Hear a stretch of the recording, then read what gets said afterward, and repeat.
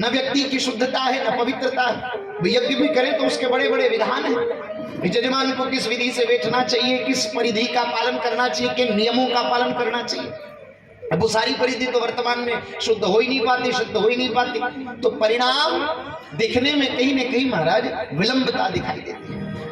तो बिना किसी नियम का, बिना किसी उपाय का, बिना किसी परिधि का अगर कोई कल्याण का उपाय तो केवल भगवान का नाम, जिसमें कोई नियम की आवश्यकता नहीं, न तो आसन की आवश्यकता है, न स्नान की आवश्यकता है, न महाराज अपवित्रता, न शुद्धता, किसी भी भाय कुभाय अनख आलस हो और नाम जपत मंगल दिशि दश। आप भगवान का भजन भाव से करिए या कुभाव से करिए, भगवान का नाम तो कल्याण करने वाला है। और नाम की कुमारी संतों के जीवन में तो है श्री महाराज के नाम की परिधि श्री ठाकुर जी को प्रकट कर देती है। और जीवन में नियम हो, हमारे जीवन में श्री परमात्मा के नाम जप का नियम हो। भले आप एक माला रोज की जपिए, आप एक बैठ करके 5 मिनट भगवान नाम संकीर्तन करिए। और गोस्वामी जी तो कहते महाराज, एक घड़ी आधी में पुनिया और तुलसी संगत साधु की हरे कोटि अपरा। करोड़ों करोड़ों जन्म जन्मांतरों के पापों से अगर जीव कोई मुक्त होना चाहता है तो केवल नाम जय का आश्रय प्राप्त कर ले। नाम का रंग, नाम की खुमारी जीवन में छड़ जाए। महाराज श्री ब्रजधाम में बहुत ही भगवत वरेण्य भगवत प्राप्त संत श्री माधवदास महाराज अनंत अनंत भगवान श्री ठाकुर जी की दिव्य भक्ति करते, जगन्नाथपुरी में पहुंचे ब्रज से, और भगवान श्री ठाकुर जी की दिव्य भक्ति का आस्वादन प्राप्त करते थे, नाम जप करते थे। नाम के अलावा जीवन में कुछ नहीं, नाम रंग के अलावा जीवन में कुछ, नाम की महत्वता के अलावा। आप कोई भी किसी भी प्रकार के संकट में क्यों ना हो, आपको कोई कह दे कि भाई ये जंतर कर दिया, किसी ने ये मंत्र कर दिया, किसी ने ऐसा कर दिया, तुम्हारे लिए ऐसा कर दिया, महाराज आप आंख मूंद करके 5 मिनट बैठ जाइए और भगवान के नाम का आश्रय लीजिए। आपके जीवन के संकटों से अगर आपको मुक्ति न मिले तो फिर आपको प्रत्येक परिधि से नाम उबारने का प्रयास करेगा। संसार की लौकिक वस्तु तो देगा ही देगा, अलौकिक पारक ब्रह्म परमात्मा को भी प्रकट करने की ताकत भगवान के नाम से।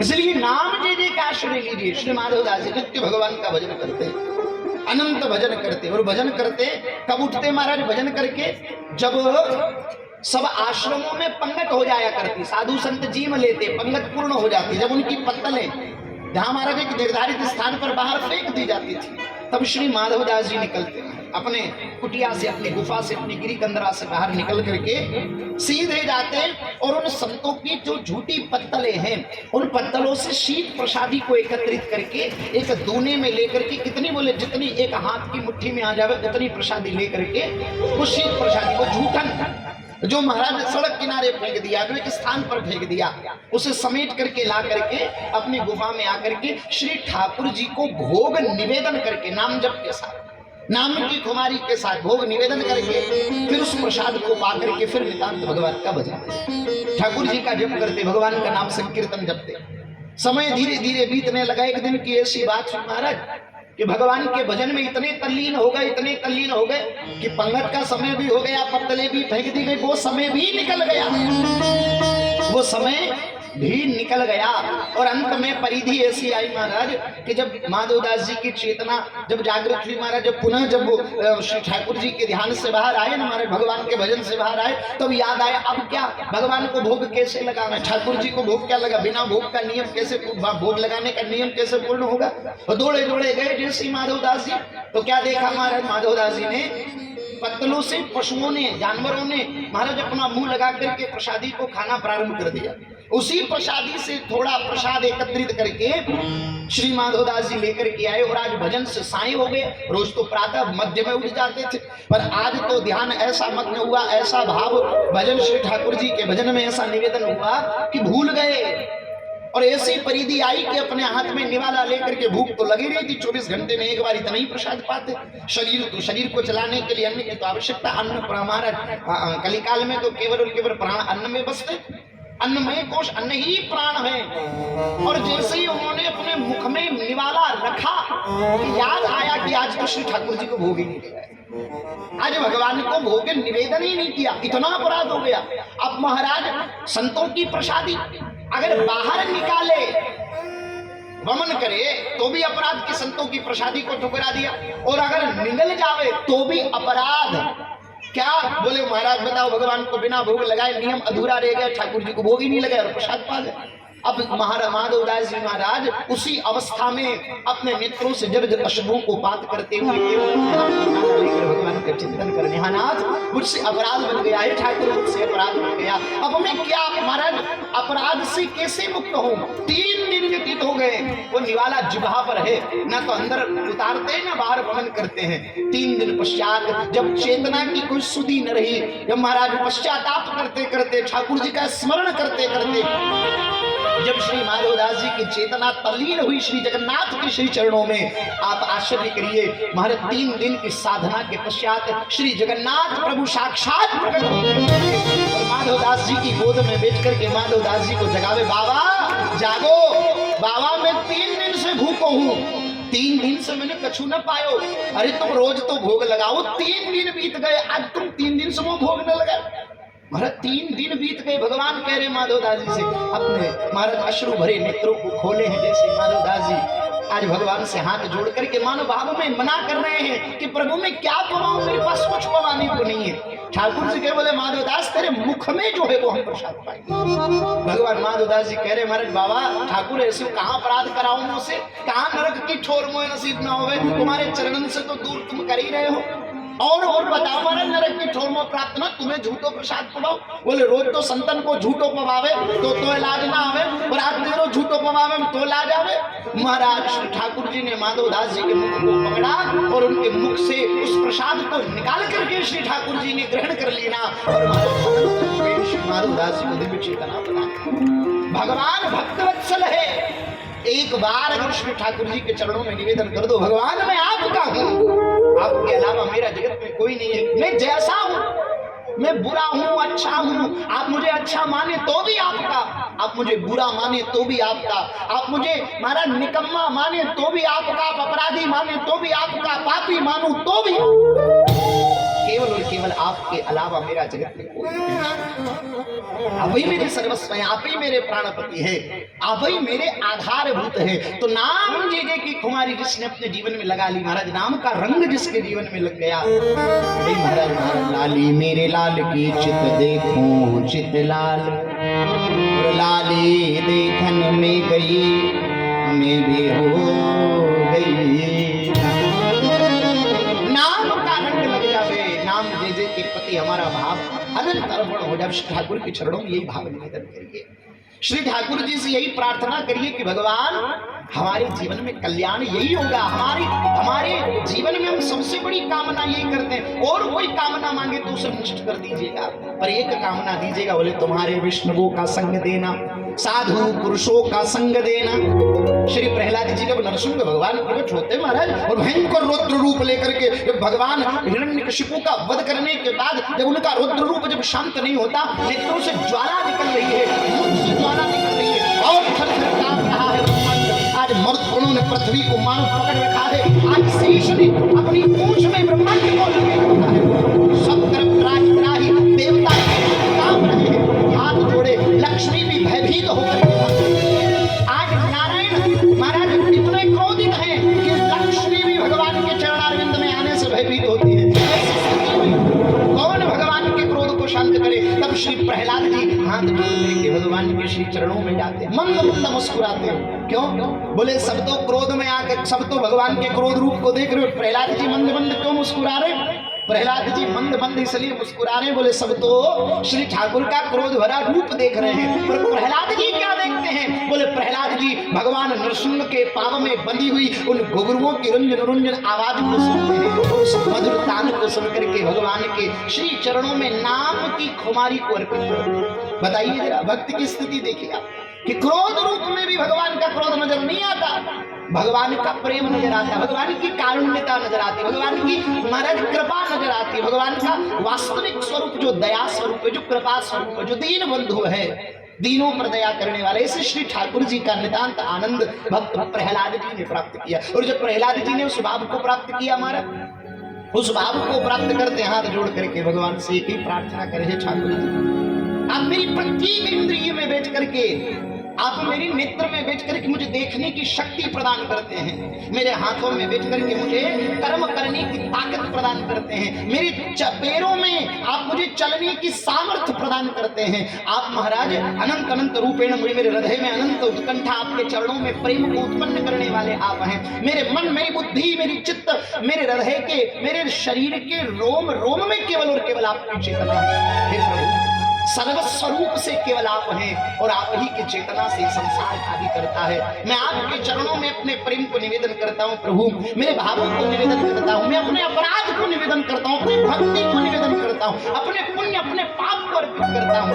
हे प्रभु, अगर मुझ पर प्रसन्न हो तो इतनी कृपा कर दीजिए कि मुझे आप मांगने की जो ताकत है, मेरे भीतर जो मांगने का जो भाव उत्पन्न होता है, मेरे भीतर जो मांगने का जो अंकुर उत्पन्न हो रहा है, उस अंकुर को नष्ट करने की कृपा करिए। केवल और केवल आपके वैष्णवों का, आपके भक्तों का, आपके दासों का, आपके संतों का संग मुझे प्रदान कर दीजिए। प्रहलाद जी महाराज भगवान से प्रार्थना करते और यही जीवन के साथ आदम में था कि हम श्री ठाकुर जी के नाम की जय प्राप्त करें, भगवान के स्वरूप की हम प्राप्ति करें। भगवान के नाम के अलावा हमारे जीवन में और क्या भाव हो सकता है महाराज? हमारी बात तुम निकले कि मनमोहन सनम झूठे, हमारी बात तुम निकले कि मनमोहन सनम झूठे,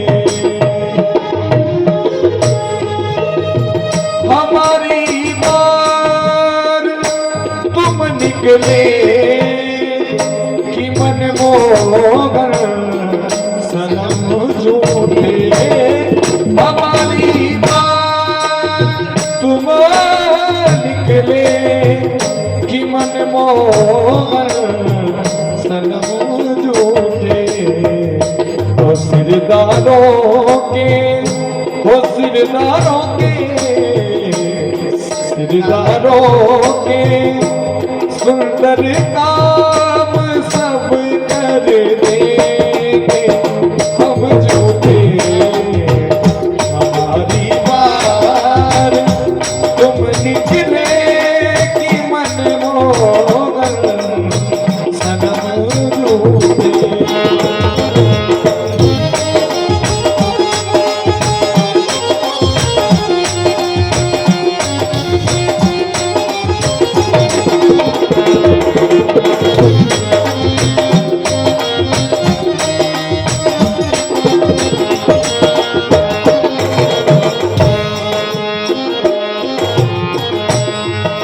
जो कदमों ने तुम्हारे तरुशिला और केवट उतारे थे, जो कदमों ने तुम्हारे तरुशिला और केवट उतारे थे, तो अब कलिकाल में करते हो, कब कलिकाल में करते हो क्यों साबित सनम झूठे, हमारी बात तुम निकले कि मनमोहन सनम झूठे।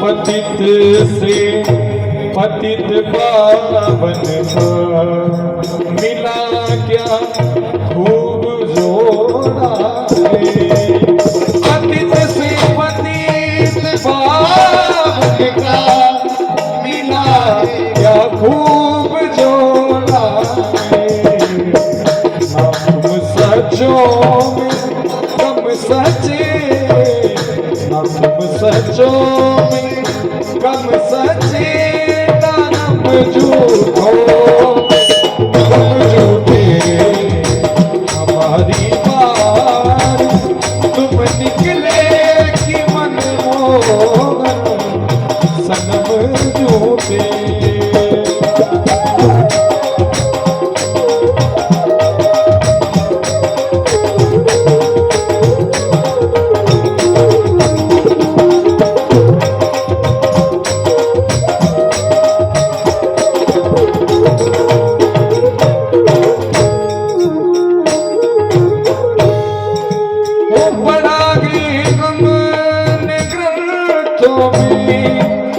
कि तुम अजमों के स्वामी हो पढ़ागे हमने ग्रंथों में कि तुम अजमों के स्वामी हो बता दो ये ग्रंथ झूठे बता दो ये ग्रंथ झूठे या तुम झूठे तुम झूठे हमारी बात तुम निकले कि मन मोहन सनम झूठे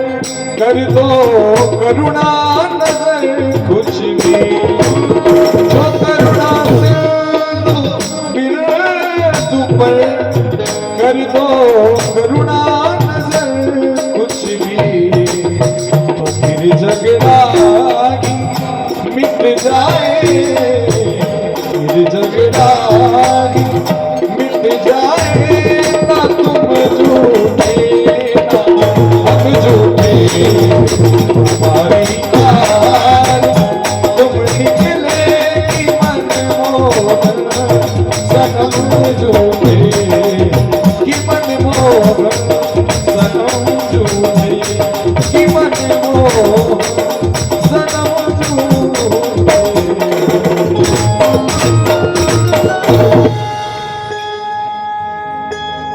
भक्तजन एक ही प्रार्थना बार बार एक ही बात कहते, भगवान श्री ठाकुर जी पतित पावन है और हम पतितों के सिर मोर, या तो अपना नाम बदल लो या हमें पवित्र कर दो, तब हम जाने कि तुम्हारा नाम सच्चा है।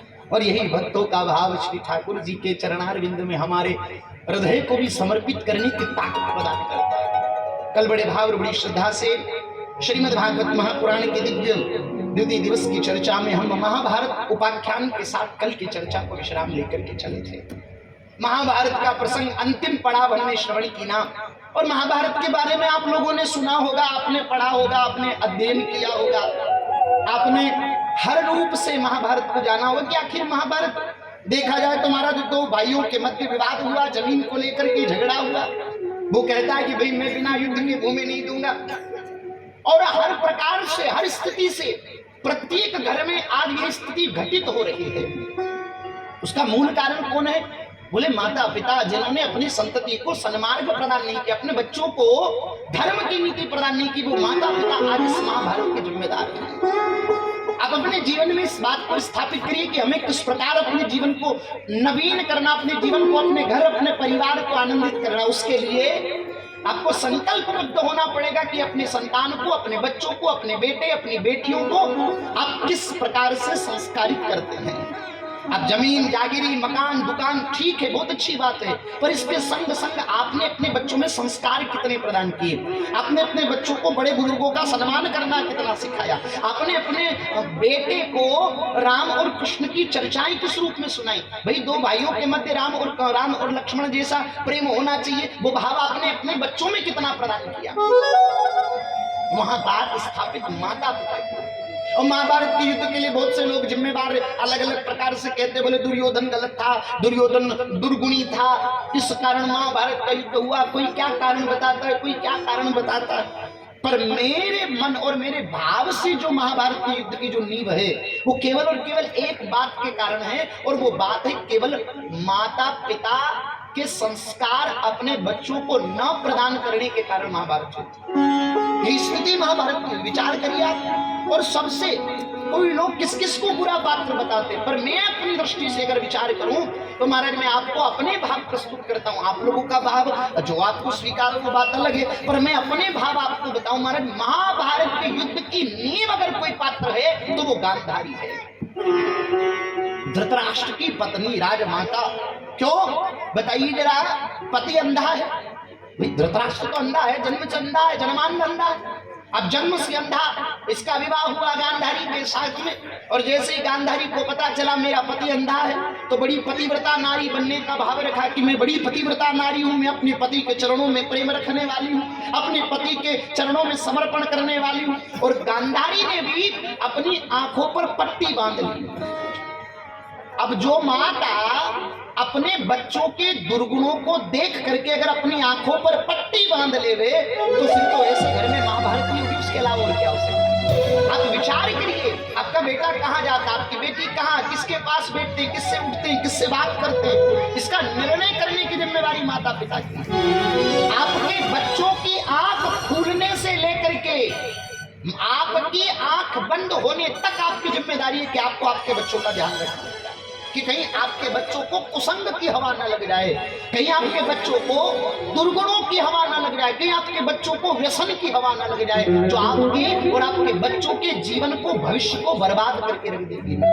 इसलिए विचार करिए अपने बच्चों के लिए। केवल महाराज औलाद पैदा करना मात्र माता पिता होना नहीं। अगर आप अपनी संतान को जन्म दे करके विचार करते कि हम माता पिता बन गए तो महाराज ये झूठी बात है।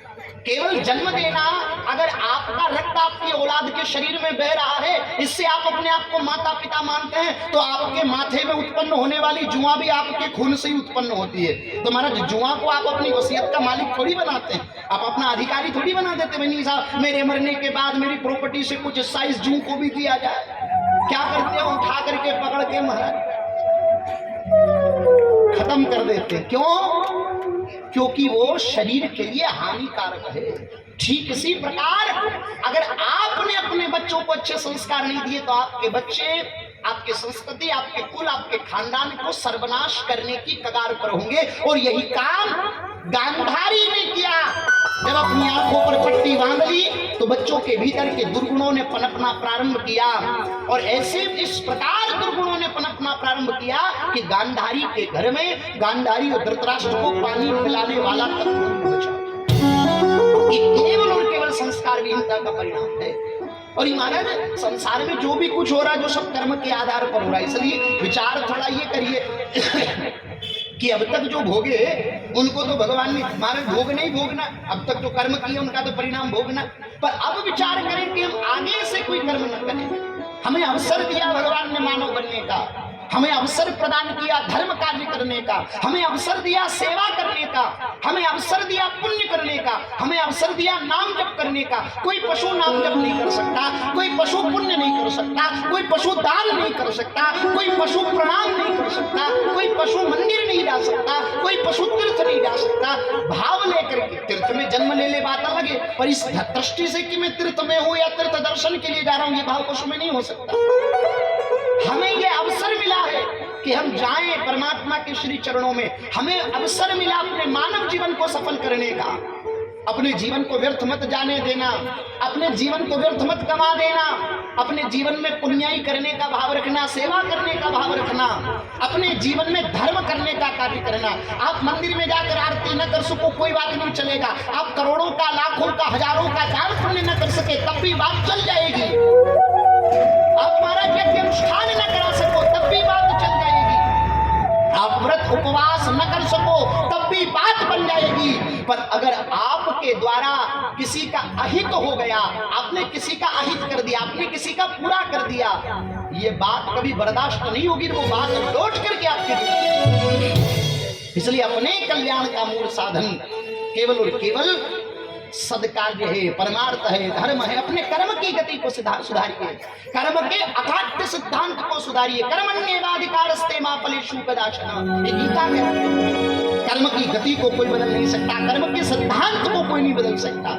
बताओ जरा, आप लोगों ने सुना होगा महाराज चक्रवर्ती सम्राट राजाधिराज महाराज पूर्ण ब्रह्म परमात्मा सच्चिदानंद नारायण के अवतार मर्यादा पुरुषोत्तम प्रभु श्री रामचंद्र जी, उनकी अर्धांगिनी मां जानकी, आद्याशक्ति जगत जननी ध्यातेश्वरी दयानिधे परम्बा जगदम्बा भगवती, साक्षात जगदम्बा का अवतार मां भगवती सीता।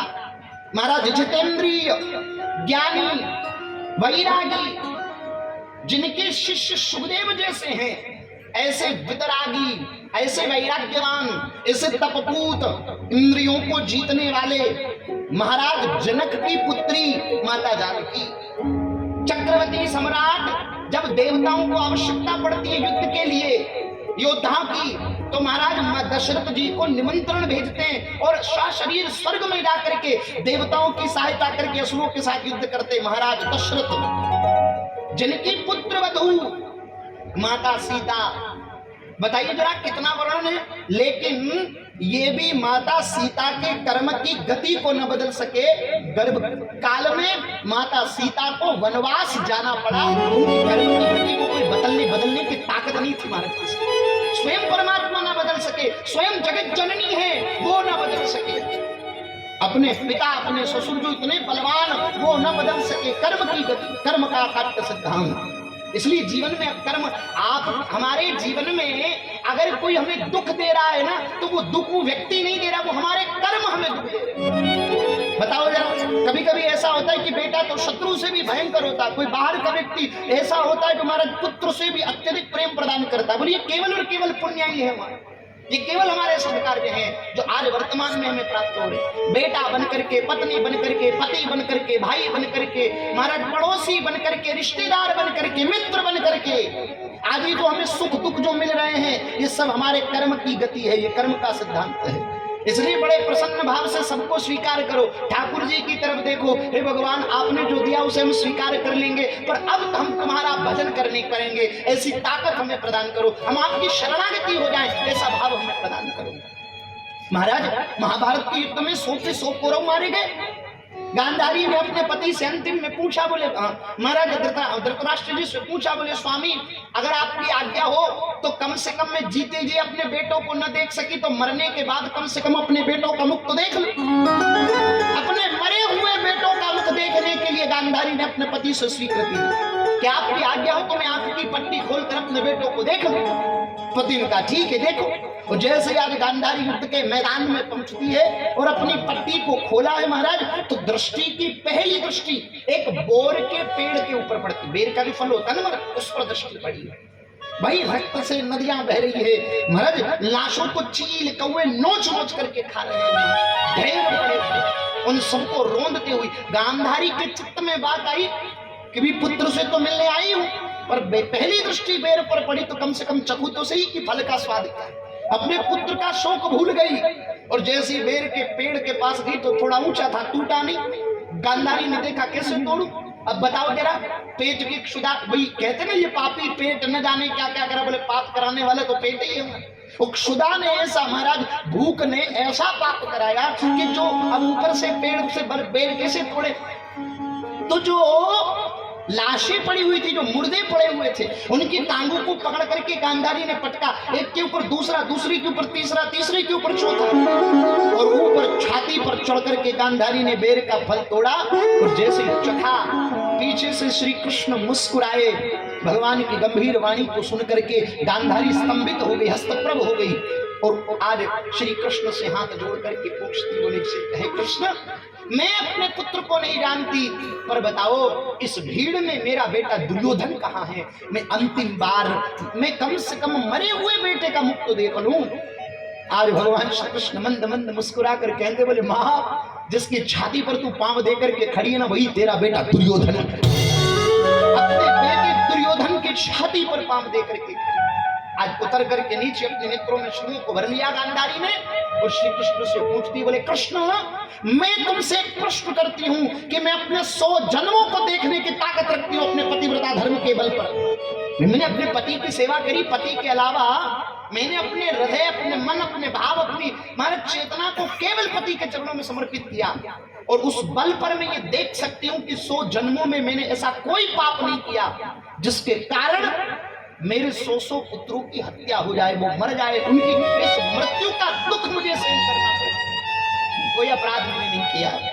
जब ये बात मां गांधारी ने श्री कृष्ण से कही तो भगवान बड़ी सुंदर सी बात कहते, बोले मां तुम जीव हो, अपने तप के बल पर केवल 100 जन्म देख सकती हो, पर मैं परमात्मा हूं, तुम्हारे अनंत जन्म देख सकता हूं, तुम्हारे अनंत अनंत युग युगांतर कल्प कल्पांतरों के जन्मों को मैं देख सकता हूं। एक जन्म में तुम राजमाता थी, राज घराने की, हाँ तुम्हारी आज्ञा के बिना पत्ता तक नहीं हिलता था राज्य में, पर तुम्हें एक रोग था, एक बीमारी थी, पीड़ा थी।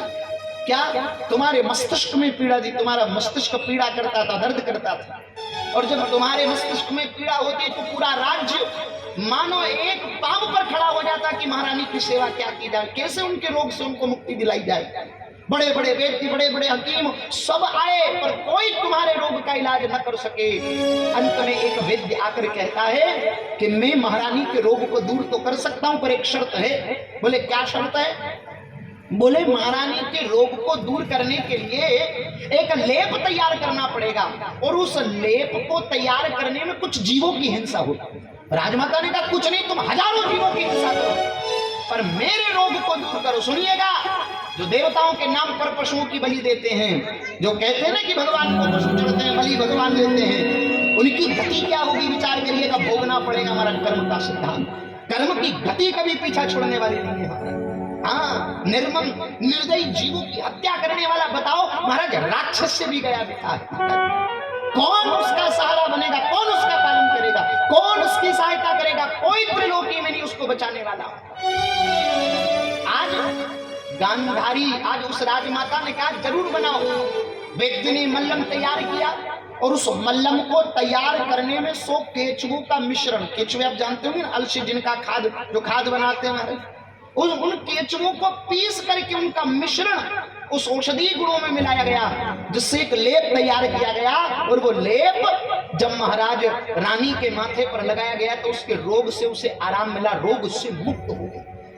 मां गांधारी से श्री कृष्ण कहते हैं, मां राजमाता गांधारी, ये तुम्हारे जो 100 पुत्र हैं, ये तुम्हारे पुत्र नहीं, ये वो 100 केचुए हैं जो 100 जन्म से अपनी मृत्यु का प्रतिशोध लेने के लिए तुमसे बैर भाव रखते हैं, पर अभी तक ये अपनी मृत्यु का प्रतिशोध न ले पाए क्योंकि तुम्हारे पुण्य ज्यादा थे। इसलिए अब की बार वो 100 केचुए तुम्हारे पुत्र बनकर के आए हैं और उनकी मृत्यु पर जो तुम्हें वेदना हो रही है, ये दुख, ये वेदना, ये चिंता, ये कष्ट ही उनकी मृत्यु का प्रतिशोध है। इसलिए ध्यान रखिएगा, संसार में केवल आपके लिए नहीं मारा, हम आपके लिए कि अगर हमने अपने कर्म की गति को नहीं सुधारा, अगर हमने किसी का अहित किया, किसी का बुरा किया, ध्यान रख लीजिएगा, आप अपने बेटों के घर परिवार बांधने के चक्कर में, अपने बेटों के मकान बांधने के चक्कर में, अपने बेटों के जमीन जागीरी लेने के चक्कर में अपने भाई का हक मार करके मत खाना। अगर भाई का हक खा करके आप जाओगे तो आपके बेटे कभी सुखी नहीं रहेंगे।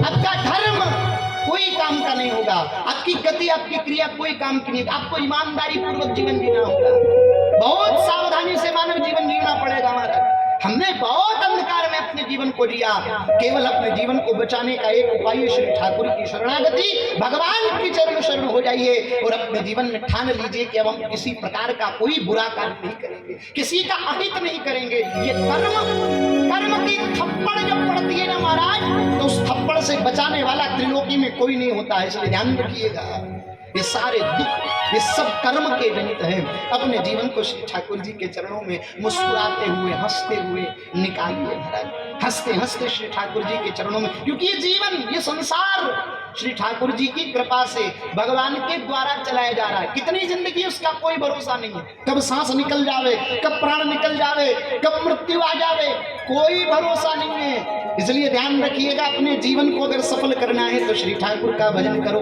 श्री भगवान का भजन करो, सत्कार्य करो, पुण्य कार्य करो, सेवा करो, परहित करो। यह जीवन की सार्वभौमता, मुस्कुराते हुए। अरे भैया, किसी कवि की बड़ी सुंदर सी बात है, जब जीना जब हर हाल में है तो मुस्कुराकर जीने में क्या नुकसान है। भाई दुख आएगा, रोएंगे तो भी जीना और हंसेंगे तो भी जीना। जब दोनों हाल में जीना है तो मुस्कुरा के जीने में क्या नुकसान है। और हंसते रहिए, मुस्कुराते रहिए। हंसने की कला केवल इंसान के पास है। आपने गधे को कभी हंसते हुए नहीं देखा होगा, और खामोर के गधे हंसते हो तो पता नहीं। आपने गधे को कभी हंसते हुए नहीं देखा होगा, लेकिन अगर कोई गधा आपको हंसता हुआ नजर आ जावे तो समझ लीजिएगा ये इंसान होने की तैयारी में है। और कोई इंसान अपना मुंह चढ़ाए मिल जाए तो समझ लेना ये वो होने की तैयारी है। तो इसलिए मुस्कुराते हुए अपने जीवन को जियो, क्योंकि समय का कोई भरोसा नहीं, जीवन का कोई भरोसा नहीं, कब हमारे जीवन की डोर खत्म हो जाए।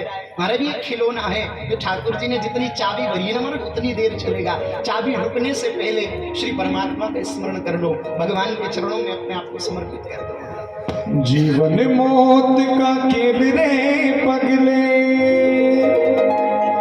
क्या रोना क्या धोना,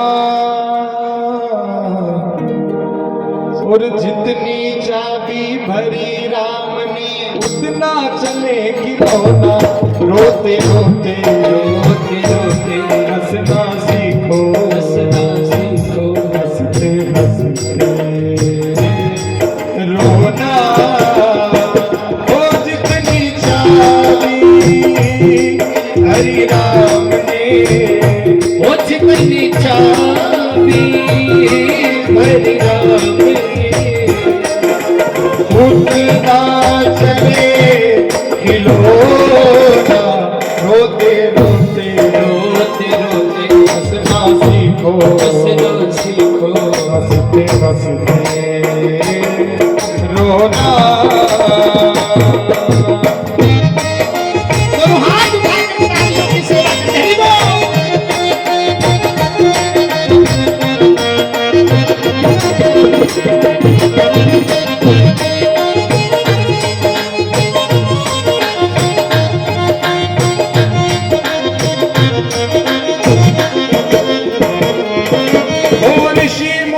और ध्यानी ज्ञानी पीर और पैगंबर, और ऋषि मुनि और ज्ञानी ज्ञानी पीर और पैगंबर। अरे खाली हाथ यहाँ से लौटे तारा और सिकंदर, वो खाली हाथ यहाँ से लौटे दादा और सिकंदर। साथ किसी के नहीं गया रे, साथ किसी के नहीं गया कोई चांदी ना सोना, जितनी चांदी भरी राम उतना चले खिलौना। रोते रोते रोते रोते हंसना सीखो, हंसना सीखो, हंसते हंसते रोना। ओ जितनी चाबी हरि राम ने, वो जितनी चाबी हरि राम ने, उतना चले खिलौना।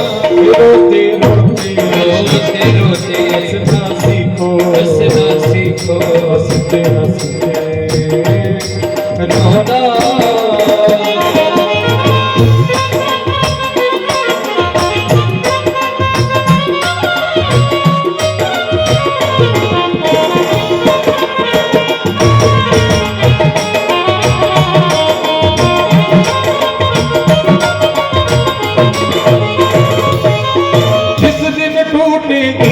तेरी सांसों की जंजीरें, वो जिस दिन टूटेगी ये तेरी सांसों की जंजीरें। और काम नहीं आएगी दौलत धरी रही जागीरें, वो काम नहीं आएगी दौलत धरी रही जागीरें।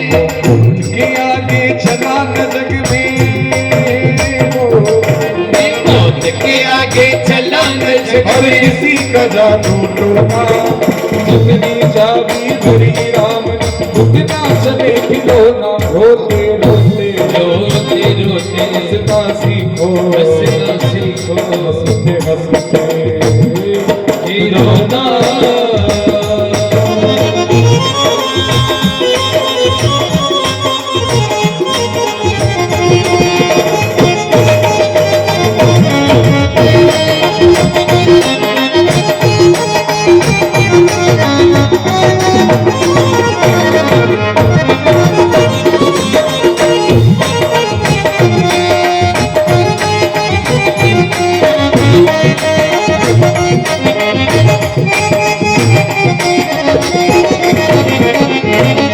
मोटी बंगले मगल मका और तेरी ये दौलत ये कोठी बंगले महल मका और तेरी ये धन दौलत हाँ पल दो पल की तेरी इज्जत पल दो पल की शोहरत हाँ पल दो पल की तेरी इज्जत पल दो पल की शोहरत आज जो पाया तूने जग में हो ये आज जो पाया तूने जग में कल पड़ेगा खोटा जितनी चाबी भरी राम ने उतना चलेगी रोना रोते रोते रोते रोते हंसना सीखो हंसना सीखो हंसते हंसते ये रोना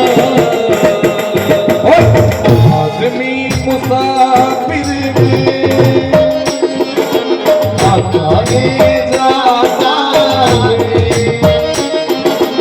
आते जाते रस्ते में यादें छोड़ जाता है आदमी मुसाफिर आता है सो जाता है आगे जाते रस्तों पे यादें छोड़ जाता वो यादें छोड़ जाता है वो यादें छोड़ जाता है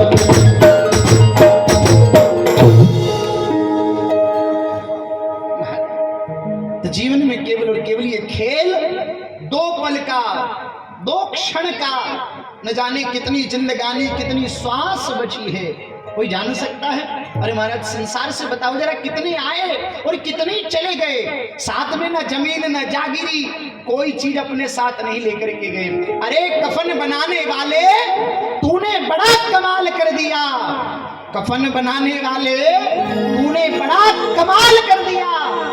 अरे महाराज दो सार जेब सी देता कफन में तो दुनिया की दौलत बटोर कर ले जाता, पर अफसोस कब्र में तिजोरी नहीं और कफन में जेब नहीं। सारी की दौलत हमारे साथ जाने वाली नहीं है। यहाँ महाराज एक सुई की नोक के करोड़ टुकड़े के बराबर का हिस्सा भी हम अपने साथ नहीं ले जा सकते। खाली हाथ आए और खाली हाथ जाना है। बस इसी बात का विचार करिए कि जो है अपने जीवन को आनंदित होकर के जियो, अपने जीवन को प्रसन्नचित होकर के जियो, अपने जीवन को मुस्कुरा करके जियो। ये जीवन बार बार नहीं मिलता, खूब भगवान का भजन करके अपना जीवन जियो। क्यों द्वेष, क्यों ईर्ष्या, क्यों पाखंड, क्यों महाराज अपने जीवन को इन फिजूल की बातों में अपने जीवन को, जो क्षण मिला है इस क्षण को आनंद से बिताइए, इस क्षण को बड़े प्रेम से जिए। बताओ जरा ये क्षण, ये आज स्थिति, आज आयोजन के महाराज 3 दिन व्यतीत हो गए, आज 3 दिन व्यतीत हो गए, बचे महाराज 4-5 दिन और बचे हैं।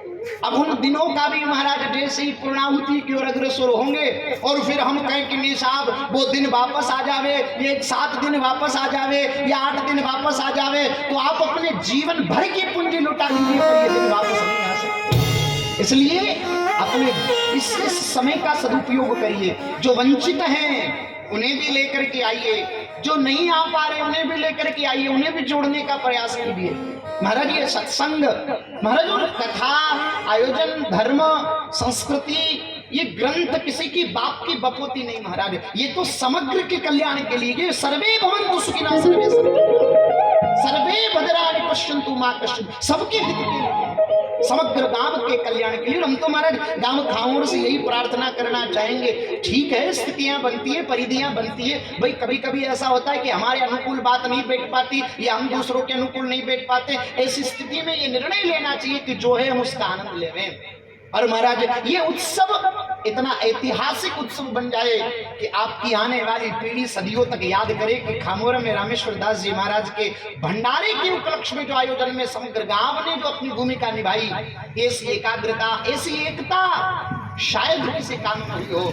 इतना एक बल आपकी एकता में सम्मिलित हो। और जो आए हैं उन लोगों से हम तो यही प्रार्थना करते हैं कि जो नहीं आए हैं उनको भी जोड़ने का प्रयास करिए, उनको भी लाने का प्रयास करिए कि आप इस दिव्य उत्सव को आनंदित करें, इस दिव्य उत्सव में भाग लेवें। ये संतों की मोज, ये महापुरुषों की मोज है, ये संतों की कृपा का प्रसाद है, ये महापुरुषों की कृपा का प्रसाद है कि आज हमें सत्संग के रूप में मिल पा रहा है, सत्संग के रूप में हमें प्राप्त हो। तो कर्म की गति, महाभारत का एक ही अंतिम सूत्र हमें मिल पाया है कि अपने जीवन में कर्म को सुधारिए, अपने जीवन में अच्छे कर्म करिए। अच्छे, आप अगर किसी का भला न कर सको, एक निवेदन हाथ जोड़ करके आपसे है कि अगर आप किसी का भला न कर सको तो किसी का बुरा करने का भाव अपने जीवन में मत रखिएगा। कहते हैं ना, जो दूसरों के लिए खड्डा खोदता पहले उसी में वो खुद गिरता है। और ये कहावत झूठी नहीं है, सत्य है। हाँ, एक बार स्वामी विवेकानंद जी अपने शिष्यों के साथ पहाड़ों की यात्रा पर, उत्तर के हिमालयों की यात्रा पर, गिरी कंदराओं की यात्रा पर निकले। और जैसे ही गिरी कंदराओं की यात्रा पर निकले न महाराज, तो जैसे ही आज यात्रा पर निकले हुए बड़े भाव और बड़े आनंद से शिष्यों ने कहा, बोले गुरुदेव कोई सत्संग सुनाओ, कोई बढ़िया प्रवचन सुनाओ, कोई अच्छा सत्संग की महिमा श्रवण कराओ। और जैसे ही सत्संग की महिमा के बारे में पूछा तो गुरुदेव श्री स्वामी विवेकानंद जी ने अपने महाराज उच्च स्वर में उन गिरी कंदराओं के मध्य जोर से बोला, हरिओम तत्सत, हरिओम तत्सत। अब वो आवाज जब बोली ना तो गूंज करके 3-4 बार वो आवाज गूंज करके आ गया। अब एक बार शिष्य कुछ बोले नहीं, थोड़ी दूरी पर चले, फिर बोले गुरुदेव कृपा करिए ना कुछ सत्संग सुनाइए ताकि हमें मार्ग मिल सके। फिर वही बात, हरिओम तत्सत, गूंज करके आवाज बोले। अब जब ये बात हुई तो शिष्यों ने अंत में गुरुदेव से कहा, स्वामी विवेकानंद जी से बोले, गुरुदेव हमने तो आपसे ये कहा है कि आप हमें कोई सत्संग सुनाओ, और हर बार आप कहते हो हरिओम तत्सत। ये तो हम जानते हैं आपके द्वारा मंत्र प्राप्त है हमें, इसका तो हम जाप भी करते हैं। फिर आप यही शब्द कह रहे, कोई अच्छी बात, कोई बढ़िया, कोई सारगर्भित, कोई तत्व की बात, कोई जीवन उपयोगी बात आप सुनाइए। तो स्वामी विवेकानंद जी बोलते, इससे बढ़कर के और क्या विवेकशील बात होगी, इससे बढ़कर के और क्या उपयोगी बात होगी। विचार करो, मैं इन पहाड़ों के मध्य, ए बेटा, ए लाली, ए गुड़िया, बाहर पास बैठो बेटा, पास हटे, आगे बैठने बात ना करो।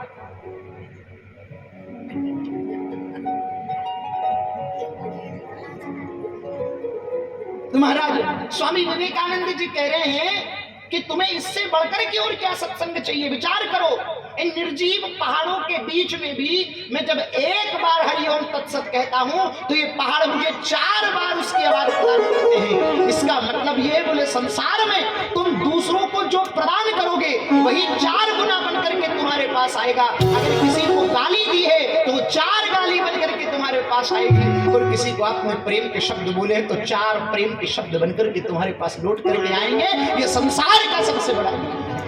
अपने जीवन में संयम को उतारो, अपने जीवन में अच्छाई करना प्रारंभ करो, अपने जीवन में धर्म करना प्रारंभ करो, अपने जीवन में सेवा करो। अरे मानव बनाया है, अपने घर से मुट्ठी आटा निकाल कर वहां में शक्कर मिला करके, महाराज जंगल में कभी जाओ ना तो चींटियों को कूलर डालो, ये पुण्य करने का अवसर आपको दिया है।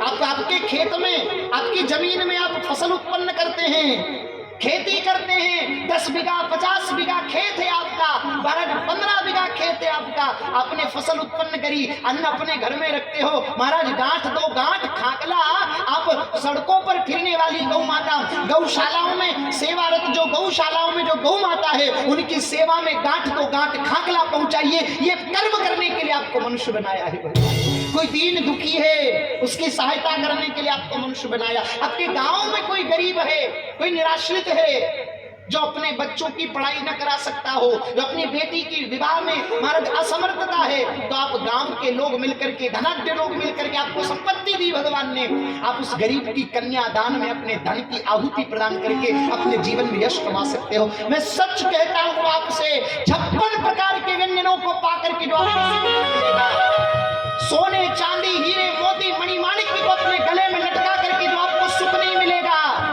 महाराज नोटों की गड्डियों से तिजोरी भरने पर भी आपको सुख नहीं मिलेगा, आपके शरीर पर महंगे महंगे कपड़े पहन करके भी आपको सुख नहीं मिलेगा, लेकिन ठंड से ठिठुरता हुआ कोई गरीब जिसके शरीर पर आपने अगर अपने तन की एक चादर उड़ा दी, एक शाल उड़ा दी, तो उसकी आत्मा से निकलने वाली आवाज आपको त्रिलोकी का सुख प्रदान करने की ताकत, त्रिलोकी का सुख प्रदान करने की ताकत रखती है। उस गरीब के तन को ढकने का प्रेम अपने जीवन में रखिए। अब गरीबों के बालकों को विद्याध्ययन कराने का भाव रखिए। किसी की कन्या महाराज विवाह की योग्य, पिता विवाह कराने में असमर्थ है, अपने धन की आहुति दे करके महाराज एक ऐसा दिव्य उत्सव करो कि दुनिया भी याद करे और आपके जीवन में मानव जीवन भी सफल हो जाए। इसलिए मानव जीवन मिला है, लड़ने के लिए, झगड़ने के लिए। और आजकल तो देखो महाराज, बताओ जरा, ऐसे ऐसे लोग हैं जो गौ चरणोट के ऊपर भी कब्जा करके बैठे हैं महाराज, तारबंदी करके बैठे हैं, गौ चरणोट की भूमि को भी हाथ करके खा रहे हैं। हमारे शास्त्र तो कहते हैं कि जो गौ के नाम का खाता है वो जड़मूल से वंश निर्वंश, जड़मूल से उसका वंश खत्म होता है। इसलिए कदापि गौ चरणोट को मत हाकिए, ये आपकी सबसे बड़ी पुण्य होगी। आप भंडारा करो न करो चल जाएगा, आप लाखों रुपए खर्च करो न करो चल जाएगा, पर अगर आपने गौ चरणोट भूमि को हाँक करके अपने परिवार को अन्न खिलाया है तो आपका वंश जड़मूल से समाप्त होगा। ये बात 100% सत्य है, क्योंकि आप अधर्म के मार्ग पर चल रहे हैं, आप अनीति के मार्ग पर चल रहे हैं, आप बेईमानी के मार्ग पर चल रहे हैं। अरे महाराज, आपको लाखों रुपए की तनख्वाह मिल रही है, लाखों रुपए महीने के आप कमाते हो, और लाखों रुपए कमाने के बावजूद भी अगर आप किसी गरीब से 100-200 रुपए की रिश्वत की कामना करते हो तो आपसे बड़ा भिखारी जगत में कोई नहीं है, भिखारी जगत में कोई नहीं है। आप विचार करिए, ये मानव जीवन मिला है धर्म के लिए, सेवा करते चलिए, धर्म करते चलिए, पुण्य करते चलिए। अपने जीवन में परमात्मा की सेवा, सबसे बड़ी सेवा दीन दुखियों की सेवा, साधु पुरुषों की सेवा, महापुरुषों की सेवा है। यह अवसर दिया भगवान ने मानव बना करके, इस अवसर को खाली मत जाने दीजिएगा। आप कहोगे हम कहाँ पुण्य करें, हम कहाँ पुण्य करें। अरे पुण्य करने के लिए कोई लाखों करोड़ों की आवश्यकता थोड़ी होती है, पुण्य करने के लिए तो भाव की आवश्यकता होती है। आपके हृदय में कितना भाव है। एक मुट्ठी चारा, आपके पास कुछ नहीं है तो एक मुट्ठी चारा उखाड़ करके आप गौ माता को खवाइए, आपकी आत्मा कितनी प्रसन्न होगी, वो ईश्वर आपकी आत्मा में विराजमान होगा। कर्म की गति, अपने जीवन में कर्म सुधारिए, कर्म का अकाट्य सिद्धांत अपने जीवन में सुधारिए। अच्छे कर्म करिए तो कर्म आपको सुख प्रदान करेंगे, कर्म आपको आनंद प्रदान करेंगे। और कर्म सुधारने का केवल एक उपाय है, अपने जीवन में ये प्रण कर लो, अपने जीवन में ये संकल्प कर लो कि हम कम से कम महाराज एक घड़ी आधी में पुण्याद और तुलसी संगत साधु की हरे कोटि अपराध। ज्यादा नहीं, गोस्वामी जी तो कह रहे हैं कम से कम 12 मिनट भगवान का भजन करो। भाई 24 मिनट भगवान का भजन करो, ना हो सके तो 12 मिनट करो, 12 मिनट हो सके तो 6 मिनट करो। कम से कम हाथ जोड़ करके भगवान का स्मरण तो करिए कि ठाकुर जी ने आप सीताराम सीताराम राधे श्याम राधे श्याम। अपने नाम जब अपने जीवन में स्थापित करिए, अपने जीवन में नाम को स्थापित कीजिए। नाम आपके जीवन का कल्याण करने वाला। नाम के अलावा, भगवान के नाम के अलावा कौन जगत में है जो हमारा बेड़ा पार कर सके, इतनी ताकत किसी। नाम जहाज जो हमें नाम की जहाज में बिठा करके हमें सागर से पार कर। इसलिए नाम जीने की शरणागति लीजिए, नाम की कुमारी अपने जीवन में धारण करिए। और अभूतपूर्व रूपेण दादा भीष्म अपनी अनंत मुक्ति को प्राप्त करते श्री परमात्मा की पवित्र शरणागति, भगवान की शरण को प्राप्त किया। और भगवान की शरण को प्राप्त करके दादा भीष्म ने महाराज यहाँ पर भी उपदेश दिया है पांडवों को, बहुत सुंदर उपदेश दिया दादा भीष्म ने। कल भी इस विषय पर चर्चा हुई थी कि दादा भीष्म जब ये कहने लगे पांडवों से कि देखो पाप करना तो पाप है लेकिन पाप को देखना भी पाप है, तो द्रौपदी हंस करके कहती बोले पितामह उस दिन आपका ये ज्ञान कहाँ गया था जब बड़ी सभा में मेरी लाज लूटी जा रही थी, जब मुझे निर्वस्त्र करने का प्रयास किया जा रहा था, जब मेरी लाज लूटने का प्रयास किया जा रहा था, उस समय आपका ये ज्ञान कहाँ था। दादा विष्णु कहते हैं कि मैं बड़ा ज्ञानी हूं, मैं बड़ा विद्वान हूं, और ध्यान रखिएगा दादा विष्णु कहते हैं कि मैं दुर्योधन के अन्न और नमक के कर्ज के तले दबा हुआ था, इसलिए आपका अन्न शुद्ध होना चाहिए, आपकी बुद्धि तब शुद्ध हो पाएगी। आपका अन्न अगर आपका खान पान अगर खराब है तो आपको कभी भी पवित्रता प्राप्त नहीं होगी, आपका कल्याण कभी नहीं हो सकता। विचार करिए, गंगा पुत्र भीष्म महाराज, हम कहते हैं ना गंगा लोगों के पापों को दूर करती है, पाप को दूर करती है। हाँ ठीक है, सत्य बात है, गंगा पापों को, गंगा हंती जुगे जुगे युग युगांतरों से पापों का हरण करने का कार्य गंगा, पर गंगा अपने पुत्र के पाप को भी समाप्त नहीं कर सकी, ये कर्म का सिद्धांत है। दादा विष्णु को अंतिम समय में बाणों की सैया पर फोड़ना पड़ा, तो गंगा उनके भी पाप समाप्त नहीं कर सकी। इसलिए ध्यान रखिएगा, कर्म सुधारेंगे तभी गंगा हमारा कल्याण करेगी। कल्याण कब होगा बोले जब कर्म की गति सुननी हो, कर्म के बल पर हमारा कल्याण। अपने जीवन के अपने कर्म सुधारिए, अपने बच्चों को अच्छे संस्कार दो, अपने बच्चों को धर्म की नीति दो।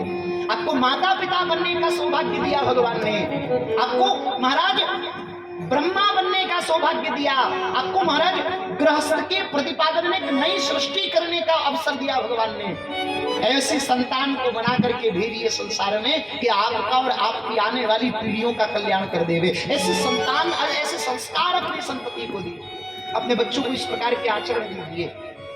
बहुत पूर्व रूपेण पांडवों ने आज महाराज दादा विष्णु का अंतिम संस्कार करने के पश्चात आज राजगद्दी पर श्री धर्मराज युधिष्ठिर जी को आरूढ़ किया गया और भगवान श्री कृष्ण आज अपने धाम की ओर अग्रसर होने का प्रयाण करने का भाव रखते हैं। द्वारिका की ओर अर्जुन भगवान को छोड़ने के लिए चले हैं और अर्जुन ने भगवान को छोड़ने के लिए चले तो महाराज अनंत अनंत भाव से, अनंत अनंत रीति नीति से श्री ठाकुर जी आज अर्जुन से कहते हैं कि मैं अपनी समस्त पटरानियों को, जिसमें से महाराज अष्ट पटरानियों को अर्जुन के संग हस्तिनापुर ले जाने के लिए भगवान ने आज्ञा दी नहीं, और बाकी पटरानियों को जो 16,100 जो रानियां हैं भगवान की, उनको भगवान ने अपने गोलोक धाम में प्रविष्ट करवाया है।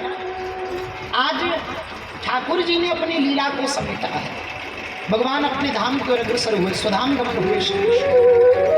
भगवान श्री कृष्ण ने अपनी लीला को विश्राम देना, श्री कृष्ण अपनी लीला को विश्राम देकर के अपने धाम की ओर अग्रसर हो गए।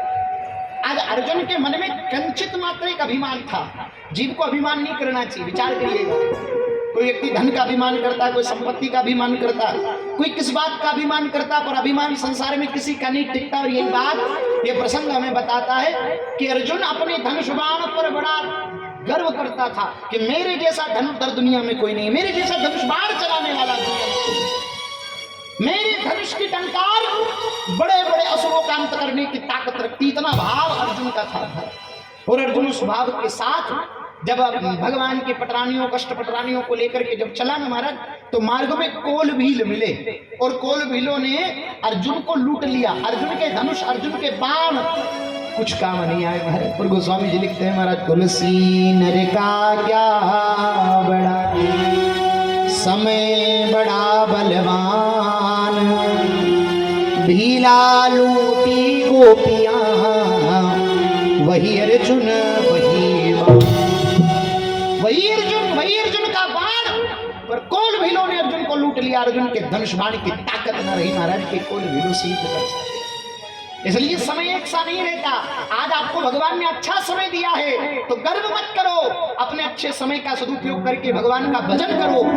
आपके जीवन पे दुख आया तो चिंता मत करो, जैसे अच्छा समय निकल गया बुरा समय आया तो बुरा समय भी निकल जाएगा और अच्छा समय आएगा, पर बुरे समय में भगवान का स्मरण करो, आपके जीवन में अच्छा समय आएगा। आप स्मरण करिए श्री ठाकुर का, आप भजन करिए श्री भगवान का, आप नाम जप करिए श्री ठाकुर जी का, क्योंकि भगवान का नाम ही हमारे कल्याण करने वाला है। ठाकुर जी की अनंत अनंत रूपेण अभूतपूर्वता आज श्री भगवान नितांत आनंद के साथ, अनंत प्रेम के साथ अर्जुन जब भोजन करता हुआ जब लौटे हैं तो दादा भीष्म ने आज पूछे, धर्मराज पूछते हैं कि अरे अर्जुन तुम्हारा तेज निस्तेज क्यों हो गया? क्या तुम्हारा कोई प्रिय तुमसे बिछड़ गया, या तुमने परिस्त्री गमन किया, या तुम्हारा धन कोई चुरा कर ले गया? भाई दुख कब होता है, चेहरे का तेज कब समाप्त होता है? जब अधर्म हो जावे तब चेहरे का तेज समाप्त होता है। जब कोई पुरुष परिस्त्री गमन करे या कोई स्त्री जब परपुरुष का गमन करे उस समय स्त्री पुरुष का तेज समाप्त हो जाता है। कोई धन हमारा चुरा करके ले जाए, कोई प्रिय हमसे बिछुड़ जाए, तब व्यक्ति का तेज निस्तेज होता। बताओ अर्जुन तुम्हारे जीवन में क्या कष्ट है? अर्जुन आज मानो ये बात कहते कहते पछाड़ खाकर भूमि पर गिर पड़े। नाथ जो हमारे सर्वस्व प्राणपति थे, जिन्होंने हमारी इतनी रक्षा करी, पग पग पर हम पर दया करी, वो कृपा सिंधु, वो दया सिंधु, वो परमात्मा हमें छोड़कर चले गए, उसी ठाकुर हमें छोड़कर चले गए। अब हमारे जीवन में कौन हमें गति प्रदान करेगा? कौन हमारे जीवन में हमारा कल्याण करेगा? कौन हमें संभाल करेगा? हम अनाथ हो गए, हमारे नाथ हमारे प्राणपति हमें छोड़कर चले गए। आज महाराज धीरे धीरे पांडवों ने विचार किया।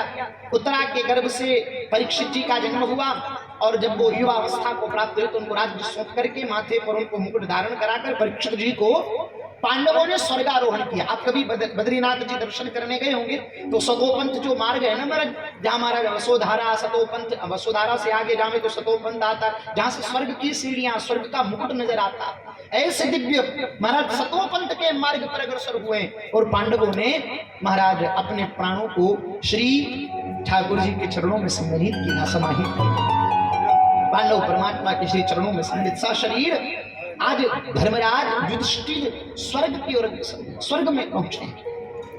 परीक्षित जी को राज्य दिया। परीक्षित बड़े धर्मात्मा थे, बड़े पुण्यात्मा थे, अपनी प्रजा का पालन करने वाले, अपनी प्रजा को धर्म पूर्वक चलाने वाले। राजा का गुण क्या होना चाहिए वो आप इस प्रसंग से सुनेंगे। राजा का कर्तव्य क्या होता है वो आप इस प्रसंग से सुनेंगे। राजा कैसा होना चाहिए वो आप इस प्रसंग से सुनेंगे। राजा का कर्तव्य क्या होता है वो आप इस कथा से श्रवण करेंगे। ये भागवत की कथा आप ये मत समझिएगा कि कथा सुन लेंगे तो हमको पुण्य हो जाएगा। कथा का मतलब ये कि इस कथा को सुनकर के अपने जीवन की व्यथा माने हम अपने जीवन के सिद्धांत को परिवर्तन करिए। हमारी कथा है, हम अपने जीवन को बदले।